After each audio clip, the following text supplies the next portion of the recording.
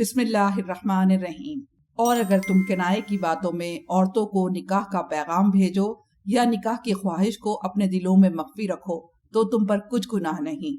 خدا کو معلوم ہے کہ تم ان سے نکاح کا ذکر کرو گے، مگر ایام عدت میں اس کے سوا کہ دستور کے مطابق کوئی بات کہہ دو، پوشیدہ طور پر ان سے قول و قرار نہ کرنا، اور جب تک عدت پوری نہ ہو لے نکاح کا پختہ ارادہ نہ کرنا۔ اور جان رکھو کہ جو کچھ تمہارے دلوں میں ہے خدا کو سب معلوم ہے، تو اس سے ڈرتے رہو اور جان رکھو کہ خدا بخشنے والا اور حلم والا ہے۔ اور اگر تم عورتوں کو ان کے پاس جانے یا ان کا مہر مقرر کرنے سے پہلے طلاق دے دو تو تم پر کچھ گناہ نہیں۔ ہاں، ان کو دستور کے مطابق کچھ خرچ ضرور دو، یعنی مقدور والا اپنے مقدور کے مطابق دے اور تنگ دست اپنی حیثیت کے مطابق۔ نیک لوگوں پر یہ ایک طرح کا حق ہے۔ اور اگر تم عورتوں کو ان کے پاس جانے سے پہلے طلاق دے دو لیکن مہر مقرر کر چکے ہو تو آدھا مہر دینا ہوگا۔ ہاں، اگر عورتیں مہر بخش دیں یا مرد جن کے ہاتھ میں عقد نکاح ہے اپنا حق چھوڑ دیں اور پورا مہر دے دیں تو ان کو اختیار ہے۔ اور اگر تم مرد لوگ ہی اپنا حق چھوڑ دو تو یہ پرہیزگاری کی بات ہے، اور آپس میں بھلائی کرنے کو فراموش نہ کرنا۔ کچھ شک نہیں کہ خدا تمہارے سب کاموں کو دیکھ رہا ہے۔ مسلمانوں، سب نمازیں خصوصاً بیچ کی نماز یعنی نماز عصر پورے التزام کے ساتھ ادا کرتے رہو اور خدا کے آگے ادب سے کھڑے رہا کرو۔ اگر تم خوف کی حالت میں ہو تو پیادے یا سوار جس حال میں ہو نماز پڑھ لو، پھر جب امن و اطمینان ہو جائے تو جس طریق سے خدا نے تم کو سکھایا ہے جو تم پہلے نہیں جانتے تھے خدا کو یاد کرو۔ اور جو لوگ تم میں سے مر جائیں اور عورتیں چھوڑ جائیں وہ اپنی عورتوں کے حق میں وصیت کر جائیں کہ ان کو 1 سال تک خرچ دیا جائے اور گھر سے نہ نکالی جائیں۔ ہاں، اگر وہ خود گھر سے نکل جائیں اور اپنے حق میں پسندیدہ کام یعنی نکاح کر لیں تو تم پر کچھ گناہ نہیں، اور خدا زبردست حکمت والا ہے۔ اور مطلقہ عورتوں کو بھی دستور کے مطابق نان و نفقہ دینا چاہیے، پرہیزگاروں پر یہ بھی حق ہے۔ اسی طرح خدا اپنے احکام تمہارے لیے بیان فرماتا ہے تاکہ تم سمجھو۔ بھلا تم نے ان لوگوں کو نہیں دیکھا جو شمار میں ہزاروں ہی تھے اور موت کے ڈر سے اپنے گھروں سے نکل بھاگے تھے، تو خدا نے ان کو حکم دیا کہ مر جاؤ، پھر ان کو زندہ بھی کر دیا۔ کچھ شک نہیں کہ خدا لوگوں پر مہربانی رکھتا ہے، لیکن اکثر لوگ شکر نہیں کرتے۔ اور مسلمانوں، خدا کی راہ میں جہاد کرو اور جان رکھو کہ خدا سب کچھ جانتا ہے۔ کوئی ہے کہ خدا کو قرض حسنہ دے کہ وہ اس کے بدلے اس کو کئی حصے زیادہ دے گا، اور خدا ہی روزی کو تنگ کرتا اور وہی اسے گشادہ کرتا ہے، اور تم اسی کی طرف لوٹ کر جاؤ گے۔ بھلا تم نے بنی اسرائیل کی ایک جماعت کو نہیں دیکھا جس نے موسیٰ کے بعد اپنے پیغمبر سے کہا کہ آپ ہمارے لیے ایک بادشاہ مقرر کر دیں تاکہ ہم خدا کی راہ میں جہاد کریں۔ پیغمبر نے کہا کہ اگر تم کو جہاد کا حکم دیا جائے تو عجب نہیں کہ لڑنے سے پہلو تہی کرو۔ وہ کہنے لگے کہ ہم راہ خدا میں کیوں نہ لڑیں گے جبکہ ہم وطن سے خارج اور بال بچوں سے جدا کر دیے گئے۔ لیکن جب ان کو جہاد کا حکم دیا گیا تو چند اشخاص کے سوا سب پھر گئے، اور خدا ظالموں سے خوب واقف ہے۔ اور پیغمبر نے ان سے یہ بھی کہا کہ خدا نے تم پر طالوت کو بادشاہ مقرر فرمایا ہے۔ وہ بولے کہ اسے ہم پر بادشاہی کا حق کیوں کر ہو سکتا ہے؟ بادشاہی کے مستحق تو ہم ہیں، اور اس کے پاس تو بہت سی دولت بھی نہیں۔ پیغمبر نے کہا کہ خدا نے اس کو تم پر فضیلت دی ہے اور بادشاہی کے لیے منتخب فرمایا ہے۔ اس نے اسے علم بھی بہت سا بخشا ہے اور تن و توش بھی بڑا عطا کیا ہے، اور خدا کو اختیار ہے جسے چاہے بادشاہی بخشے۔ وہ بڑا کشائش والا اور دانا ہے۔ اور پیغمبر نے ان سے کہا کہ ان کی بادشاہی کی نشانی یہ ہے کہ تمہارے پاس ایک صندوق آئے گا جس کو فرشتے اٹھائے ہوئے ہوں گے۔ اس میں تمہارے پروردگار کی طرف سے تسلی بخشنے والی چیز ہوگی، اور کچھ اور چیزیں بھی ہوں گی جو موسیٰ اور ہارون چھوڑ گئے تھے۔ اگر تم ایمان رکھتے ہو تو یہ تمہارے لیے ایک بڑی نشانی ہے۔ غرض جب جالوت فوجیں لے کر روانہ ہوا تو اس نے ان سے کہا کہ خدا ایک نہر سے تمہاری آزمائش کرنے والا ہے۔ جو شخص اس میں سے پانی پی لے گا اس کی نسبت تصور کیا جائے گا کہ وہ میرا نہیں، اور جو نہ پیے گا وہ سمجھا جائے گا کہ میرا ہے۔ ہاں، اگر کوئی ہاتھ سے چلو بھر پانی پی لے تو خیر۔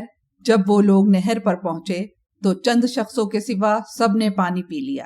پھر جب طالوت اور مومن لوگ جو اس کے ساتھ تھے نہر کے پار ہو گئے تو کہنے لگے کہ آج ہم میں جالوت اور اس کے لشکر سے مقابلہ کرنے کی طاقت نہیں۔ جو لوگ یقین رکھتے تھے کہ ان کو خدا کے روبرو حاضر ہونا ہے، وہ کہنے لگے کہ بسا اوقات تھوڑی سی جماعت نے خدا کے حکم سے بڑی جماعت پر فتح حاصل کی ہے، اور خدا استقلال رکھنے والوں کے ساتھ ہے۔ اور جب وہ لوگ جالوت اور اس کے لشکر کے مقابل آئے تو خدا سے دعا کی کہ اے پروردگار، ہم پر صبر کے دہانے کھول دے اور ہمیں لڑائی میں ثابت قدم رکھ اور لشکر کفار پر فتح یاب کر۔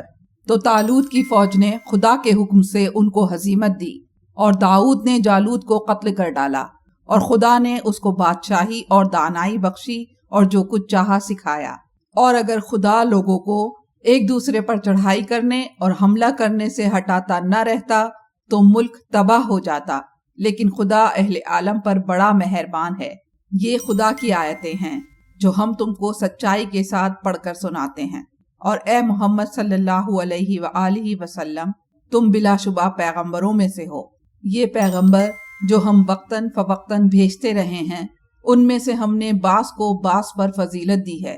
بعض ایسے ہیں جن سے خدا نے گفتگو فرمائی، اور بعض کے دوسرے امور میں مرتبے بلند کیے، اور عیسیٰ ابن مریم کو ہم نے کھلی ہوئی نشانیاں عطا کی اور روح القدس سے ان کو مدد دی۔ اور اگر خدا چاہتا تو ان سے پچھلے لوگ اپنے پاس کھلی نشانیاں آنے کے بعد آپس میں نہ لڑتے، لیکن انہوں نے اختلاف کیا تو ان میں سے بعض تو ایمان لے آئے اور بعض کافر ہی رہے۔ اور اگر خدا چاہتا تو یہ لوگ باہم جنگ و قتال نہ کرتے، لیکن خدا جو چاہتا ہے کرتا ہے۔ اے ایمان والو، جو مال ہم نے تم کو دیا ہے اس میں سے اس دن کے آنے سے پہلے خرچ کر لو جس میں نہ اعمال کا سودا ہو اور نہ دوستی اور سفارش ہو سکے، اور کفر کرنے والے لوگ ظالم ہیں۔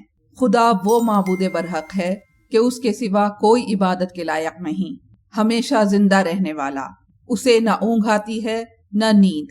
جو کچھ آسمانوں میں اور جو کچھ زمین میں ہے سب اسی کا ہے۔ کون ہے جو اس کی اجازت کے بغیر اس سے کسی کی سفارش کر سکے؟ جو کچھ لوگوں کے روبرو ہو رہا ہے اور جو کچھ ان کے پیچھے ہو چکا ہے اسے سب معلوم ہے، اور وہ اس کی معلومات میں سے کسی چیز پر دسترس حاصل نہیں کر سکتے۔ ہاں، جس قدر وہ چاہتا ہے اسی قدر معلوم کرا دیتا ہے۔ اس کی بادشاہی اور علم آسمان اور زمین سب پر حاوی ہے، اور اسے ان کی حفاظت کچھ بھی دشوار نہیں۔ وہ بڑا عالی رتبہ اور جلیل القدر ہے۔ دین اسلام میں زبردستی نہیں ہے، ہدایت صاف طور پر ظاہر اور گمراہی سے الگ ہو چکی ہے۔ تو جو شخص بتوں سے اعتقاد نہ رکھے اور خدا پر ایمان لائے، اس نے ایسی مضبوط رسی ہاتھ میں پکڑ لی ہے جو کبھی ٹوٹنے والی نہیں، اور خدا سب کچھ سنتا اور سب کچھ جانتا ہے۔ جو لوگ ایمان لائے ہیں ان کا دوست خدا ہے کہ ان کو اندھیرے سے نکال کر روشنی میں لے جاتا ہے، اور جو کافر ہیں ان کے دوست شیطان ہیں کہ ان کو روشنی سے نکال کر اندھیرے میں لے جاتے ہیں۔ یہی لوگ اہل دوزخ ہیں کہ اس میں ہمیشہ رہیں گے۔ بھلا تم نے اس شخص کو نہیں دیکھا جو اس غرور کے سبب سے کہ خدا نے اس کو سلطنت بخشی تھی ابراہیم سے پروردگار کے بارے میں جھگڑنے لگا؟ جب ابراہیم نے کہا میرا پروردگار تو وہ ہے جو جلاتا اور مارتا ہے، وہ بولا کہ جلا اور مار تو میں بھی سکتا ہوں۔ ابراہیم نے کہا کہ خدا تو سورج کو مشرق سے نکالتا ہے، آپ اسے مغرب سے نکال دیجئے۔ یہ سن کر کافر حیران رہ گیا، اور خدا بے انصافوں کو ہدایت نہیں دیا کرتا۔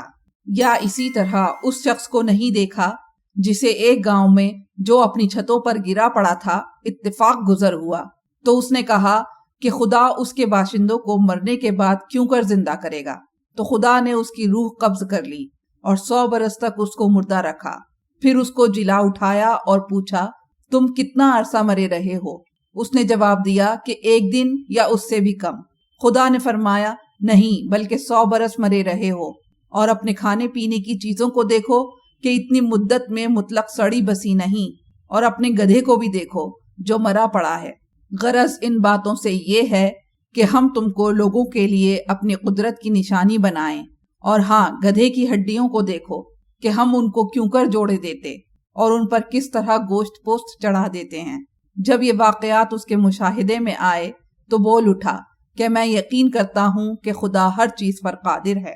اور جب ابراہیم نے خدا سے کہا کہ اے پروردگار مجھے دکھا کہ تو مردوں کو کیوں کر زندہ کرے گا، خدا نے فرمایا کیا تم نے اس بات کو باور نہیں کیا؟ انہوں نے کہا کیوں نہیں، لیکن میں دیکھنا اس لیے چاہتا ہوں کہ میرا دل اطمینان کامل حاصل کر لے۔